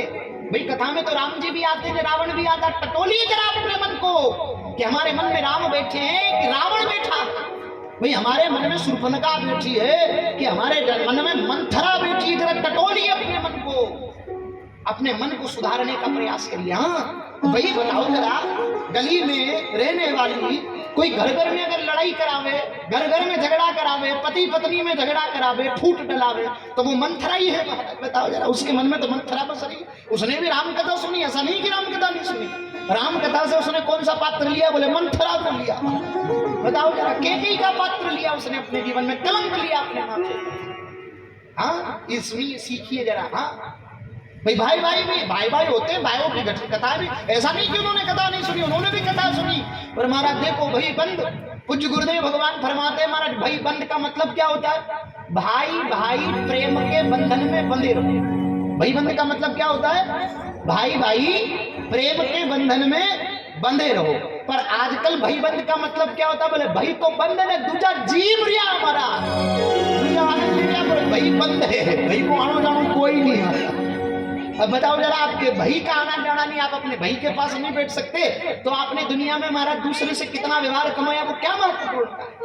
अब अपने परिवार में प्रेम स्थापित न कर सके, अब अपने परिवार में एकता स्थापित न कर सके तो आपने जगत में हजारों लोगों से अपना व्यवहार बना लिया, वो रत्ती भर भी किसी काम का नहीं। अब अपने घर परिवार को जोड़िए, अपने परिवार को जोड़िए, अपने परिवार में प्रेम को स्थापित करिए, अपने परिवार में एक सामंजस्यता को स्थापित करिए। हम तो निवेदन करेंगे कि अगर आप दो भाई हैं, भाई देखो समय के साथ सब अपना अपना जीवन जीते हैं। अगर आप अलग अलग भी रहते हैं तो भी कोई बात नहीं, अलग अलग रहिए, अलग अलग भोजन बनता है कोई बात नहीं। पर आप महीने में एक दिन ऐसा निकालो, 15 दिन में एक दिन ऐसा निकालो, सप्ताह में एक दिन ऐसा निकालो कि आप दोनों भाइयों का परिवार एक साथ बैठ करके भोजन पावे। भोजन न पा सको तो कम से कम एक साथ बैठ करके चाय पियो, चाय न पी सको तो कम से कम एक साथ बैठ करके पानी तो पियो। इतना कर लोगे तो आपने ये कथा सुनी, ये कथा की सार्थकता हो जाएगी, ये कथा सफल हो जाएगी, ये कथा सिद्ध हो जाएगी, कथा सफल हो जाएगी अगर आपने अपने जीवन में आचरण उतारा, अपने जीवन में ये दया, अपने जीवन में भाव आपने उतारा। अपने जीवन में इन बातों को आपको धारण करना होगा। कथा यही तो सिखा रही है, कथा यही तो बता रही है। आज परीक्षित जी को राज्य दिया, बड़े धर्म पूर्वक अपनी प्रजा का पालन करते, बड़े न्याय पूर्वक अपनी प्रजा का पालन करते, छुप करके देखते अपनी प्रजा को कोई कष्ट तो नहीं है, कोई दुखी तो नहीं है, कोई दीन तो नहीं है, कोई किसी प्रकार से पीड़ा में तो नहीं है। राजा का कर्तव्य होता भाई। पुराने जमाने में राजा महाराजा शिकार खेलते, ऐसा लोग कहते हैं, हमारा शिकार खेलते थे। बहुत लोग कहते हैं कि शिकार इसलिए खेलते थे कि मांस खाने के लिए। भाई मान लो जानवरों को मार करके मांस रांध करके खाते थे ना महाराज, शिकार मांस के लिए नहीं किया जाता था। जब कोई हिंसक जानवर किसानों की खेती को बर्बाद करता था, जब गांव में घुस जाता था, जब शेर बूढ़ा हो जाता है ना महाराज, तो फिर उसमें शिकार करने की ताकत नहीं होती, तो फिर वो क्या करता है, वो शहरों में घुस जाता है, गाँव में घुस जाता है। फिर क्या करता है, अगर शेर की दाढ़ में एक बार मनुष्य का रक्त लग जावे तो फिर पशु को नहीं खाता, वो मनुष्य को ही मार करके खाता था।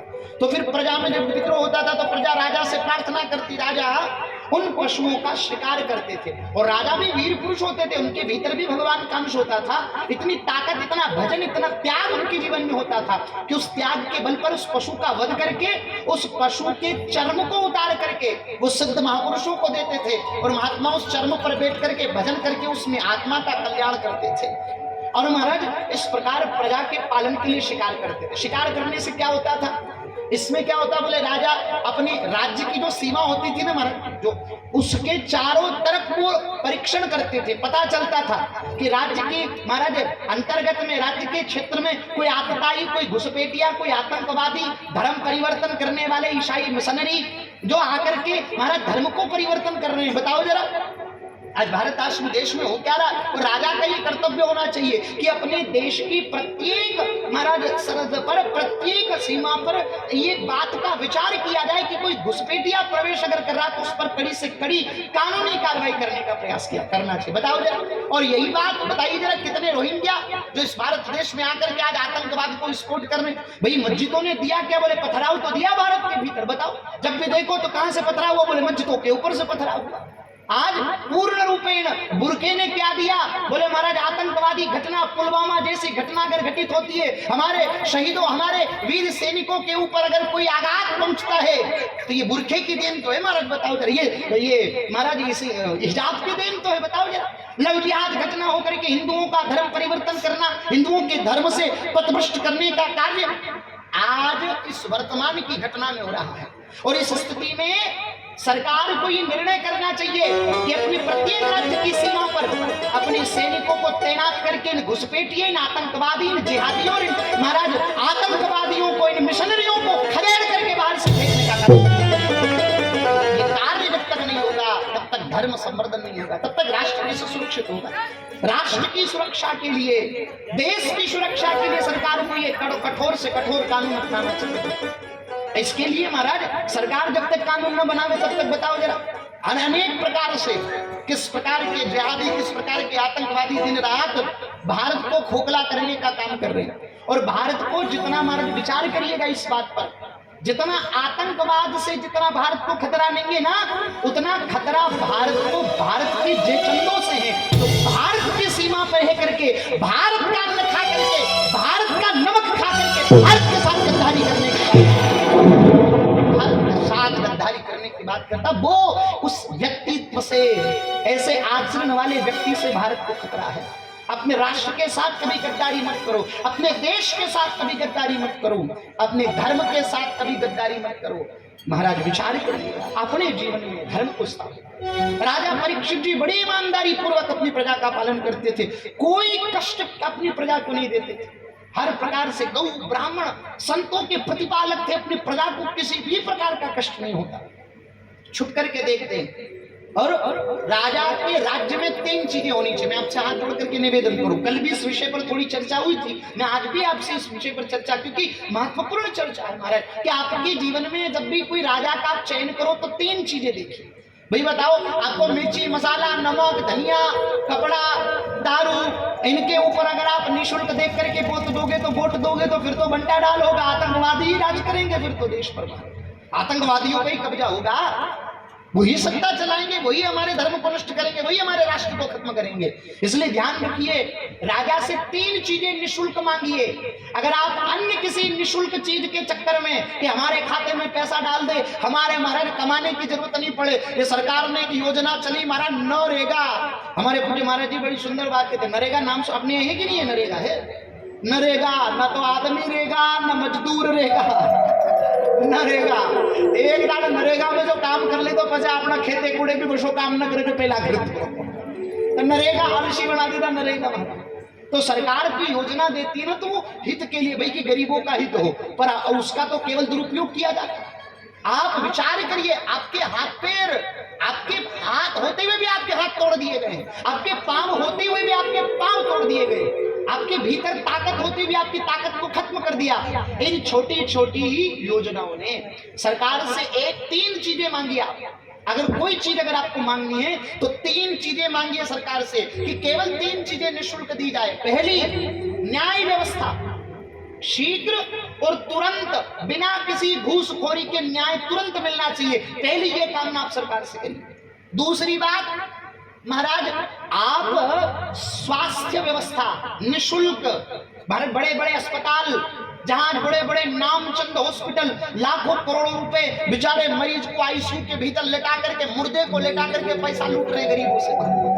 अभी 2-4-5 दिन पहले की बात, हमारा सोशल मीडिया पे एक ऐसा वीडियो वायरल हुआ कि गरीब आदमी को आईसीयू में बांध करके तख्ते से बांध करके रखा महाराज, और तख्ते से बांध करके उसके परिवार वालों से पैसा ऐठा जा रहा कि मर जाएगा, इलाज करना पड़ेगा, बाहर से टीम आ रही है, बाहर से डॉक्टर आ रहे हैं, और ऐसे डरा डरा कर पैसा लेने लगे। महाराज वो आदमी चीख चीख करके कहता मुझे छोड़ो, और बंधा हुआ, रस्सियों से बंधा हुआ वो आईसीयू वार्ड से अपने आप को छुड़ा करके बाहर निकला तो नाक में नली लगी है, छाती पर नली लगी है, और बाहर रोड पर आकर के कह रहा है कि अस्पताल वाले इस प्रकार से मुझ स्वस्थ आदमी को आईसीयू में बांध करके मुझे, महाराज बताओ जरा, मेरे परिवार वालों को लूट रहे हैं। ऐसी घटनाएं प्रत्यक्ष, ये वर्तमान की घटना 4-5 दिन पहले सोशल मीडिया पर आपने देखी होगी महाराज। तो ऐसी ऐसी घटनाएं आज वर्तमान में हो रही है। बताओ जरा, प्रत्येक महाराज आज वर्तमान के समय में 100 में से 90% माताओं की डिलीवरी आज ऑपरेशन से हो रही है महाराज। उसका मूल कारण क्या है? बोले माताओं ने अपने जीवन पर ध्यान देना बंद कर दिया, और केवल धन ऐंठने के चक्कर में, पैसा ऐंठने के चक्कर में अस्पताल वालों ने अपनी दुकानदारी लगा रखी है। बताओ, तो ये चीज निःशुल्क मिलने वाली अगर कोई चीज होनी चाहिए तो वो केवल और केवल स्वास्थ्य व्यवस्था होनी चाहिए। न्याय व्यवस्था, स्वास्थ्य व्यवस्था, और तीसरी व्यवस्था है शिक्षा व्यवस्था। शिक्षा व्यवस्था कैसी हो? हमारी भारतीय सनातन पद्धति, वैदिक परंपरा की शिक्षा पद्धति हो।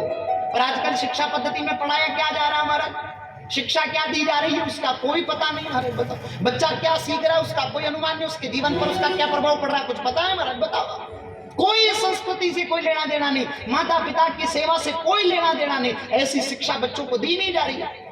अब सिखाया जा रहा है A for apple, B for ball, C for cat, D for dog, हाँ Z फॉर ज़ेबरा। अब ABCD पढ़ने वाला तो ज़ेबरा बनेगा। ज़ेबरा जानते हो आप क्या होता है? वो ज़ेबरा एक पट्टे वाला रोजड़ा होता है, अपने यहाँ पे देसी रोजड़ा होता है। हाँ, अंग्रेजी पढ़ने वाला तो रोजड़ा ही बने महाराज। बताओ, रोजड़े का मतलब क्या? बोले माँ बाप की इज्जत करेंगे, बड़े बुजुर्गों का सम्मान करेंगे। बताओ जरा, धर्म से कोई लेना देना नहीं तो वो रोजड़ा ही है। क्या दिया अंग्रेजी शिक्षा ने? खड़े खड़े खाना सिखाया महाराज। बताओ, खड़े खड़े आज का आदमी भोजन जी रहा। बताओ, पशुवत्व जीवन दे दिया आज की इस अंग्रेजी ने हमें। इसी पाश्चात्य जगत ने हमको ये सिखाया, और इसी के चलते हमने अपने जीवन को बर्बाद कर लिया, अपने जीवन को तबाह कर लिया, अपने जीवन को दुर्गुणों के अधीन कर दिया। शिक्षा पद्धति भारतीय परंपरा की शिक्षा पद्धति हो, महाराज वैदिक शिक्षा पद्धति हो। अब बताओ, हमारी हिंदी वर्णमाला काय से प्रारंभ होती? अ से अनार। तो अंग्रेजों ने भी हमारी नकल कर ली, A फॉर एप्पल। पर इनको ये पता नहीं कि हिंदी वर्णमाला पढ़ने वाला अंत में ज्ञ से ज्ञानी बनता है, और अंग्रेजी वर्णमाला पढ़ने वाला Z फॉर ज़ेबरा बनता है, रोजड़ा बनता है। बताओ, हाँ, अब आजकल के युवाओं के भीतर तो रोजड़े वाली शिक्षा ही आ गई। बताओ जरा, पेंट भी पहने तो ऐसी पहने, आज का नौजवान चौराहे पर खड़े हो और पेंट को कोई पकड़ के खींच दे तो सारे बाजार में नंगा हो जाए। बताओ, कपड़े पहनने का नहीं, और चौराहे पर हमारा शरीर में ताकत है नहीं महाराज, और सिगरेट पी करके धुआं फूक रहा है। तो ये दुर्गुण तो दिए हैं आज की शिक्षा पद्धति ने, ये महाराज कुसंग तो दिए हैं आज की शिक्षा पद्धति ने।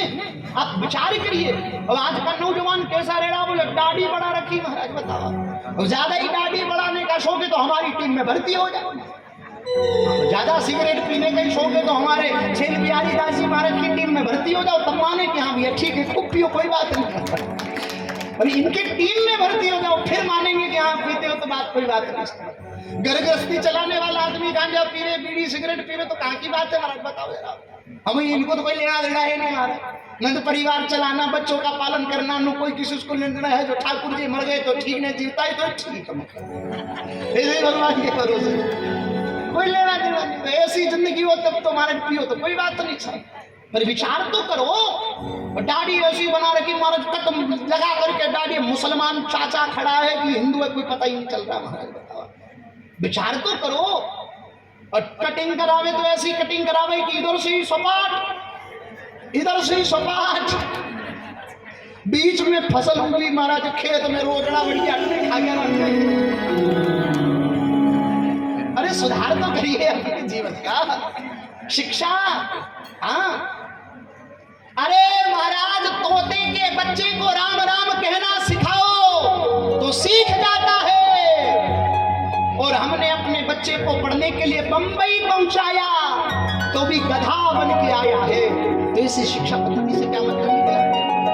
अरे महाराज अपने बच्चे को धर्म नीति सिखाइए। अपने हमने युवाओं से भी यही प्रार्थना हमारी हाथ जोड़ करके कि आप धर्म का अनुसरण कीजिए, धर्म ही आपका कल्याण कर सकता है, अध्यात्म आपका कल्याण कर सकता है, ग्रंथ आपका कल्याण कर सकता है। दुनिया की किसी चीज में इतनी ताकत नहीं कि वो आपका कल्याण कर सके। आपको सफलता अगर चाहिए, आपको महाराज प्रोग्रेस अगर चाहिए, आपको सफलता अगर आपको चाहिए तो आपको धर्म ग्रंथ की शरण में आना होगा, अध्यात्म की शरण में आना होगा। ध्यान रखिएगा, पश्चिम की तरफ जाते समय सूर्य भी अस्त हो जाता है, सूर्य पूर्व में उदय होता है और पश्चिम में जाकर अस्त हो जाता है। अब भारत पूर्व में है और पाश्चात्य जगत की संस्कृति को अगर अपनाओगे तो आपका जीवन भी जिस प्रकार सूर्य अस्त हो जाता है, इसी प्रकार जीवन की अस्मिता भी अस्त हो जाएगी। जीवन में प्रकाश चाहिए तो भारत की संस्कृति के साथ अपने जीवन को, भारत के सिद्धांत के साथ अपने जीवन को। अब बताओ जरा क्या पढ़ाया जा रहा है आजकल की शिक्षा पद्धति में? हमें तो विचार करने वाली बात, आखिर हम हमारे पाकिस्तान में बैठे हैं कि भारत में बैठे, कोई पता ही नहीं चल रहा है। बच्चे पढ़ रहे हैं, इतिहास में पढ़ाया जा रहा, अकबर महान, बाबर महान, हुमायूं महान, तो महाराणा प्रताप कौन थे? पूछता है भारत का इतिहास, कहां गया महाराणा प्रताप का इतिहास? पूछो जरा। महाराज हंसकर खूब लड़ी मर्दानी, वो तो झांसी वाली रानी, बुंदेले हर बोलो के वो हमने सुनी कहानी थी। अपनी पीठ पर अपने 6 महीने के बच्चे को बांध करके अंग्रेजों के छक्के छुड़ा दिए। उस वीर स्त्री का चरित्र क्यों नहीं पढ़ाया जाता? महारानी लक्ष्मीबाई की गाथा क्यों नहीं पढ़ाई जाती? उसके चरित्र से आज की बेटियों को अवगत क्यों नहीं कराया जाता? क्यों आज के युवाओं को महाराज सुभाष चंद्र बोस, चंद्रशेखर आजाद जैसे वीर पुरुषों के चरित्र से अवगत क्यों नहीं कराया जाता? अगर अकबर बाबर हुमायूं से हमें क्या लेना देना महाराज बताओ? लेकिन इतिहास क्यों? कारण बताया आपको। जब भारत आजाद हुआ तो भारत में सरकार बनने के बाद भारत की आजादी के 25 सालों तक शिक्षा मंत्री के पद पर एक मुसलमान व्यक्ति आरूढ़ रहा, और उसने अपने हिसाब से हमारे इतिहास, हमारी संस्कृति को सबको तोड़ मरोड़ करके केवल और केवल महाराज सब मुसलमान आक्रांताओं को महान बताया। अरे जिसने भारत की संस्कृति को तबाह किया, जिसने भारत के धर्म को तबाह किया, जिसने भारत की मानवता को तबाह किया, बताओ जरा वो महान कैसे हो सकता है? वो आक्रांता है, वो आतंकवादी है। क्यों? भारत में उसकी महत्वता क्या है? भारत से उसको क्या लेना देना? भारत को उससे क्या लेना देना? आज की पीढ़ी को उसके इतिहास से क्या लेना देना? महाराज पढ़ाइए अपने बच्चों को धर्म और नीति की बातें। अब अंग्रेजी पढ़ने में बच्चे को लगा रहे हैं, बताओ जरा अंग्रेजी पढ़ाओ तो कम। अच्छा अंग्रेजी भाषा व्यभिचारिणी भाषा है। व्यभिचारिणी का मतलब आप समझो ना महाराज, जिस स्त्री का कोई पति नहीं होता। अब बताओ जरा, जो पर पुरुषों का संग करती हो ऐसी स्त्री को व्यभिचारिणी स्त्री कहा जाता है। ठीक अंग्रेजी भी वैसी है महाराज, उसका कोई सिद्धांत नहीं, उसका कोई मूल नहीं है। अब आजकल पता नहीं महाराज अंग्रेजी का ऐसी हवा चली कि आजकल के लोग अपनी पत्नियों को मैडम कहते हैं। मैडम शब्द का मतलब पता है महाराज आपको? पाश्चात्य जगत में, यूनान में जो स्त्रियां देह व्यापार करने का काम करती है ना, उन्हें मैडम शब्द से संबोधित किया जाता है। और आजकल का पढ़ा लिखा अपने आप को होशियार समझने वाला आदमी अपनी पत्नी को मैडम कहकर के देह व्यापार करने वाली बना रहा है। अंग्रेजी का विचार तो करिए, आपको शब्द के बारे में पता नहीं, आपको तत्व के बारे में पता नहीं। आप बताओ जरा, ऐसी होड़ चली भर गर्मी में, बैसाख महीने में, कड़कड़ाके की धूप, वहां में ब्याह और रविंद्र राजा घोड़ी पर बैठे हैं, कोट टई बांध करके। ये टई कहाँ, कौन सिखा गया महाराज गले में बांधना? बताओ जरा। वो कुत्तो ही विचार करे कि भैया हमारी पूंछ तो पीछे होती है, गले में लटका कौन फिरो, कहाँ से कुत्तो आयो महाराज? कौन सी गली को कुत्तो मारा जो गले में पूंछ लटका कर गया? कौन से देश को कुत्तो मारा? बताओ जरा, क्या दी संस्कृति। अब अंग्रेजों ने भी हमारी नकल करी। भाई हमारे कितने महीने, मैं आपको अंग्रेजी के बारे में बताऊं, अंग्रेजी का इतिहास देखिए आप कि उसके भीतर कोई मूलता नहीं। कितने महीने हमारी हिंदी, हमारे सनातन परंपरा में कितने महीने हमारा? 12 महीने। तो अंग्रेजों ने भी नकल करी, बोले हिंदुओं के 12 महीने, तो हम भी अपने 12 महीने बनाएंगे। इनने भी 12 महीने बनाए। हमारे चैत्र वैशाख जेठ आषाढ़ सावन भादो, ये 12 महीने, इनके 12 महीने बोले जनवरी फरवरी मार्च अप्रैल मई जून, इन्होंने अपने महीने बनाए। अब बताओ जरा, भारत में आज के युवाओं को कौन समझावे महाराज? ये mother's day, father's day, friendship day, ये डे भारत के नहीं है महाराज, ये पाश्चात्य जगत के हैं। क्यों? बोले उनके यहाँ कोई माता पिता नहीं होते, अपने माँ बाप को वो वृद्धाश्रम में भेज देते हैं, अपने उनके दोस्त कभी केवल उनके जीवन में भोग और विलासिता है, तो एक दिन साल में अपने माँ बाप से मिलने के लिए जाते, इसलिए वो मदर्स डे, वो फादर्स डे है। अब यहाँ तो हम माता पिता के चरणों में रहते, तो यहाँ रोज मदर्स डे, रोज फादर्स डे महाराज, हम रोज माता पिता के चरणों में हैं, तो हमें मदर्स डे फादर्स डे बनाने की क्या जरूरत है? बताओ। अब जनवरी फरवरी मार्च अप्रैल मई जून जुलाई ये हो गए। जनवरी को जनवरी क्यों कहते हैं ये तो मुझे मालूम नहीं महाराज, फरवरी को फरवरी क्यों कहते हैं ये मैं आपको नहीं बता सकता, लेकिन चैत्र को चैत्र क्यों कहते हैं? बोले चित्रा नक्षत्र से जब सूर्य चंद्र की गति मिलती है तो चैत्र महीना आता है।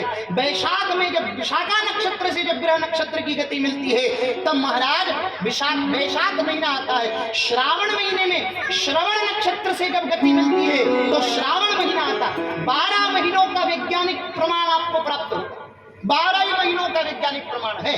अब अंग्रेजी महीने का तो कोई प्रमाण नहीं। अब इन्हें महीने बताए महाराज, जनवरी फरवरी मार्च अप्रैल मई जून जुलाई अगस्त सितंबर। सितंबर कौन सा महीना हमारा? आप गिनती के हिसाब से गिनोगे तो 9वां महीना सितंबर आता है। कौन सा महीना है? 9वां महीना। अब विचार करो आप, सितंबर शब्द सप्त धातु से बना। किससे बना महाराज? सप्त धातु से। सप्त धातु का मतलब होता है 7, माने 7 अंक से जिसका निर्माण हुआ, और उसका मतलब तो 7वां महीना होना चाहिए, पर वो महीना 9वां हो रहा है। अक्टूबर का मतलब 8 होना चाहिए, वो 10वां महीना हो रहा। नवंबर का मतलब 9 होना चाहिए, ये हमारा 11वां महीना हो रहा। दिसंबर का मतलब 10 होना चाहिए, पर ये 12वां महीना हो रहा। अब इनके अंक का ही तालमेल नहीं बैठ रहा, नहीं ये दुनिया को ज्ञान देने चले।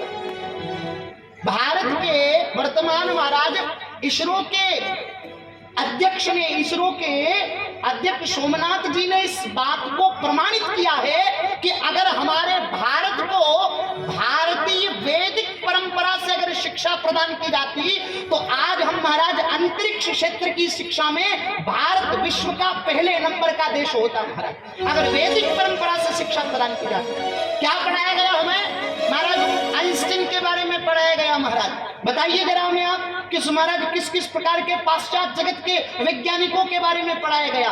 हमें महाराज आर्यभट्ट के बारे में नहीं पढ़ाया गया, हमें विश्वामित्र के बारे में नहीं पढ़ाया गया, हमें वशिष्ठ के बारे में नहीं पढ़ाया गया, हमें महर्षि सुषुप्त के बारे में नहीं पढ़ाया गया, जिन्होंने भारत को कितनी विज्ञान की परिधि दी।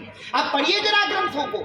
सूर्य और चंद्रमा की दूरी पृथ्वी से कितनी वो आपको ग्रंथों में मिलेगी। हनुमान चालीसा, जो 2 रुपए की हनुमान चालीसा मिलती बाजार में, वैज्ञानिकों ने पृथ्वी से सूर्य की दूरी को तय करने में करोड़ों अरबों डॉलर रुपए खर्च कर दिए कि पृथ्वी से सूर्य की कितनी दूरी है। और वो बात गोस्वामी तुलसीदास जी महाराज आज के 500 वर्ष पूर्व महाराज हनुमान चालीसा में लिख करके गए हैं। जुग सहस्त्र योजन पर भानु लिल्यो ताहि बदुर फले। जब इसका निरीक्षण करेंगे तो आपको सूर्य और पृथ्वी के मध्य की एक्यूरेट दूरी जो वैज्ञानिकों ने करोड़ों अरबों डॉलर खर्च करके पाई है, वो 2 रुपए के हनुमान चालीसा। हमारे घर धर्म ग्रंथों ने हमें प्रदान करी। हमने अपने ग्रंथ कभी पढ़े नहीं, हमने अपनी संस्कृति कभी पढ़ी नहीं, हमने अपने धर्म ग्रंथों का कभी अध्ययन किया नहीं। परिणाम हमारे जीवन में इस प्रकार की गिरफ्तार आ रही है। हमने केवल पाश्चात्य जगत पढ़ा है, हमें हमारे बच्चों को केवल और केवल महाराज अकबर बाबर का इतिहास पढ़ाया है, केवल आइंस्टीन के बारे में पढ़ा है जिसने गुरुत्वाकर्षण बल के बारे में तो कितने वर्षों पूर्व बताया गया। भारत, इस विश्व को भारत ने महाराज, महाराष्ट्र के महान वैज्ञानिक जिन्होंने महाराज इस भारत को विमान शास्त्र प्रदान किया, अगस्त संहिता, अगस्त ऋषि ने विमान शास्त्र की रचना करी। कितनी प्रकार के विमानों के बारे में बताया। अंग्रेज आए तो उन्होंने हमारे धर्म ग्रंथों को चुराया, मुसलमान आए तो उन्होंने भी हमारे धर्म ग्रंथों को, सबसे बड़ी बात मैं आपको ये कहूं, बताओ इतिहासकारों ने हमें कितना उल्लू बनाया, कितना बेवकूफ बनाया। पूछो जरा, कितने सैकड़ों वर्षों तक किसने राज्य किया? बोले मुगलों ने राज्य किया। सैकड़ों वर्षों तक कितने राज्य किया? बोले अंग्रेजों ने राज्य किया। अरे अंग्रेज कौन है ये बताओ तो सही भारत के लोगों को। ये मुगल कौन है भारत के लोगों को बताओ तो सही। मुगल नहीं महाराज, वो मुसलमान थे। बताओ जरा कितना शब्द को बदला गया, कितने माइंड को वॉश किया गया कि कहीं महाराज किसी प्रकार से महाराज कोई बात सामने ना आ जाए। अंग्रेज का मतलब सीधा सीधा ईसाई। ईसाइयों ने भारत को महाराज गुलाम बनाने का प्रयास किया, हमारी संस्कृति को तोड़ने का प्रयास किया। महाराज मुसलमानों ने फरमान जाहिर कर दिया था उस समय आक्रांताओं ने कि जब मुसलमानों की स्त्रियां जब स्नान करती तो उनके गर्म पानी करने के लिए हिंदुओं के धर्म ग्रंथों को जला जला करके पानी गर्म करके दिया जाता था। इस प्रकार हिंदू धर्म ग्रंथों को जला करके नष्ट किया गया। इस प्रकार हमारे धर्म के साथ कुठाराघात किया गया। विचार करिए आप, तक्षशिला, नालंदा जैसे विश्वविद्यालय जिनमें जब आग लगाई गई तो 6-6 महीने तक धुआं जलता रहा। कितने बुद्धिस्टों को, कितने बुद्ध भिक्षुकों को, कितने ज्ञानी महापुरुषों को जिंदा जला करके राख कर दिया गया आक्रांताओं के द्वारा। विचार करिए आप, क्यों आग लगाई गई तक्षशिला नालंदा में? उसके इतिहास के बारे में कभी पढ़ा है? पढ़ मारा, सर्च करके देखिएगा आप इंटरनेट के ऊपर, गूगल के ऊपर कि आखिर महाराज क्यों आग लगाई गई हमारे तक्षशिला नालंदा जैसे विश्वविद्यालयों में। हम दुनिया की चीज तो देख लेते पर अपनी संस्कृति के बारे में हमें कुछ पता नहीं था।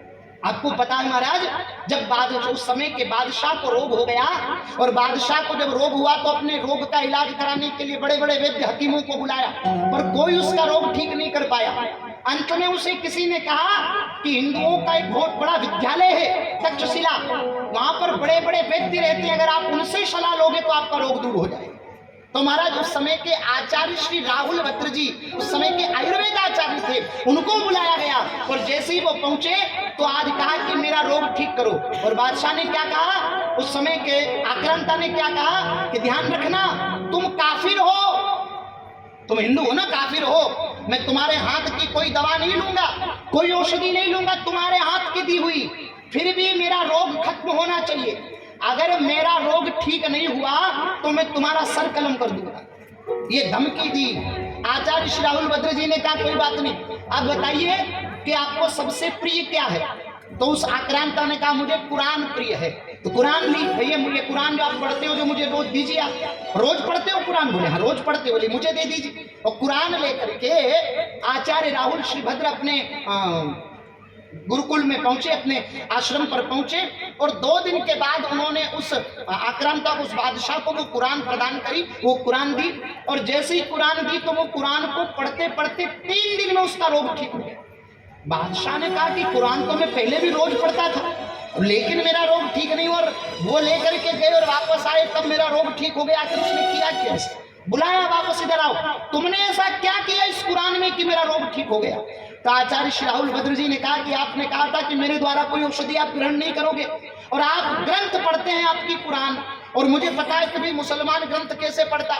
बोले थूक लगा करके हर पन्ने को पढ़ता। हाँ, इसलिए सावधान, खरीदारी करो ना तो भी सावधानी पूर्वक करो महाराज। हाँ, आपकी खाने पीने की वस्तुओं में थूक डाल करके आपको खिलाया जा रहा है, किस प्रकार अशुद्ध तत्वों को आप खा पी रहे हैं। सावधानी पूर्वक खरीदारी करिए। आप कभी भी भोजन यात्रा में निकले और कहीं आप रुको और होटल में भी आप भोजन पाने के लिए रुको ना महाराज, तो आप होटल किसकी है भी? आजकल तो है तो कोई मुसलमान सलीम चला रहा है पर सांवरिया सेठ दुकान का नाम रखता है महाराज। ध्यान रखिएगा।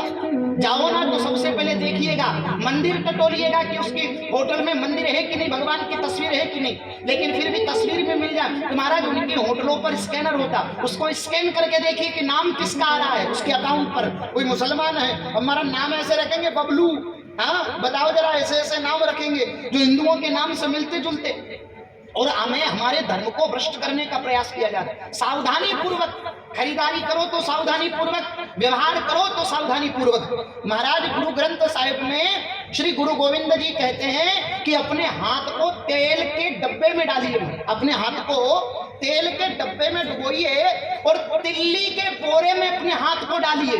जितने तिल्ली के दाने आपके हाथ पर चिपके हैं, इतनी बार भी अगर कोई मुसलमान आपको अपना मित्र कहने के लिए उसके खुदा की सौगंध खावे, तब भी उस पर विश्वास मत करना।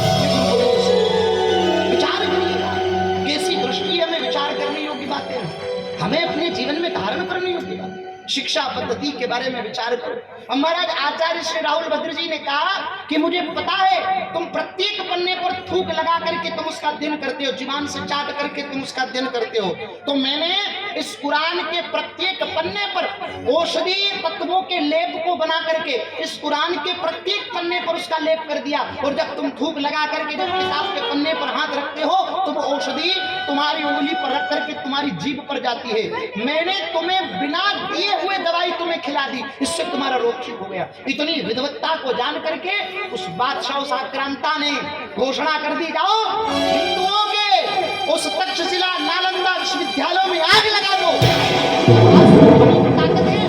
इतनी बुद्धि, इतनी तीक्ष्णता, इन पर हुकूमत नहीं कर सकते। अगर इतनी ताकत इनके पास रही तो हमारी शिक्षा पद्धति को तोड़ने का प्रयास किया।